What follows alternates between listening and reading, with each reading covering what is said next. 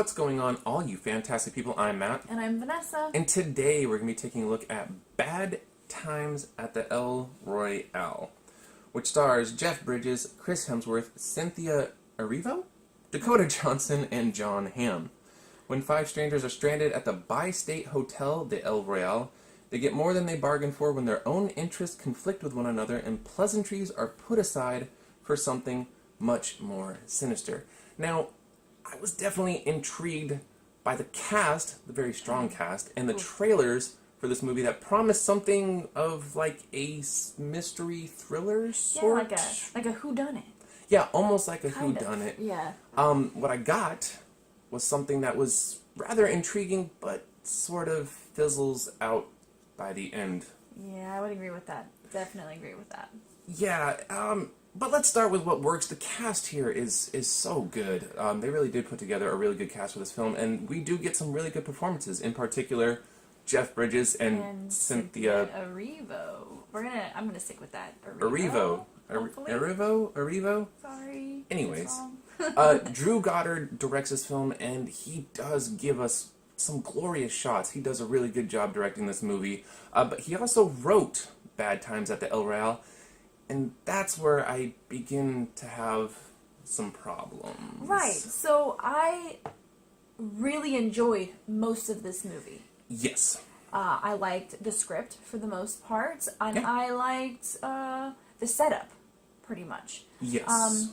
The acting was great. John Hamm, let's not forget John Hamm. Oh, John Hamm man. was fantastic too. Yes. However, my problem is probably the last 20, maybe 25 minutes. Yeah, the first 3/4 of this movie are strong. It's solid. It is intriguing. It's tantalizing. Like you brought up, the characters, the setup, it keeps you invested. It keeps you engaged.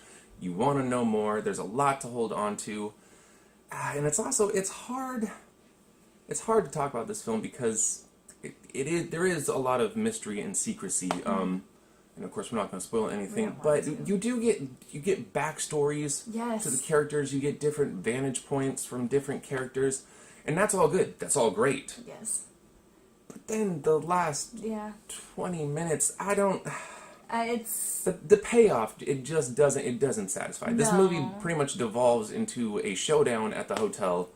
And it doesn't work as well as it could have. I agree because they had so much potential, and the mystery you lose the mystery. I like to set up certain storylines mixed with other storylines, and it's fun and exciting to get them to just meander there. But then at the end, it's just like it's almost like it's too simple, maybe. Too simple, or maybe too. How did I describe it earlier when we left the theater? Like overcooked. Like Overcooked. There's too much, maybe, or too flat. Either one.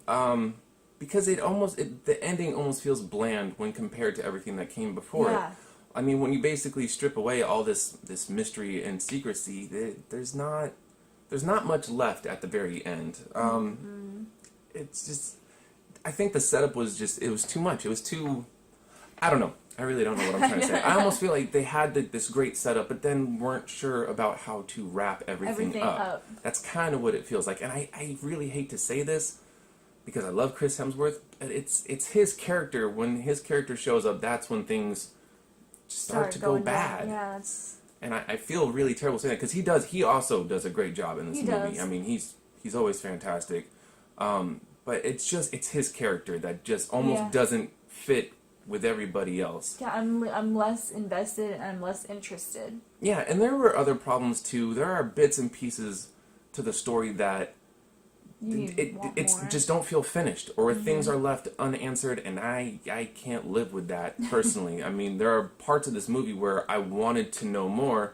Certain characters, once they're revealed as to who they are or what they're doing, you just don't get enough. It's like, well, why were you there, or what were you doing with this? And Yeah. it's never answered. But this is not a bad film. This is actually a good film. But it could have been so much more. It could have been a great film, to be honest. Yes. And for that reason, I'm going to go ahead and give Bad Times at the El Royale a B. Okay. This is a good movie with a flat ending, which turns the movie. for me. So I'm going to give it a B minus. Okay, fair enough. It is worth checking out, though. I can recommend it. Yeah. Just prepared to be frustrated. Maybe. Possibly. But of course, if you have seen Bad Times at the El Royale, let us know down below. And if you know how to pronounce Cynthia's last name, let us know down below. And of course, if you like this review, hit the like button. And if you want to see more of our awesome movie reviews, hit the subscribe button. And as always, thank you so much for watching. You guys are the best. Yes. Take care of yourselves, take care of each other, and we will see you awesome people next time.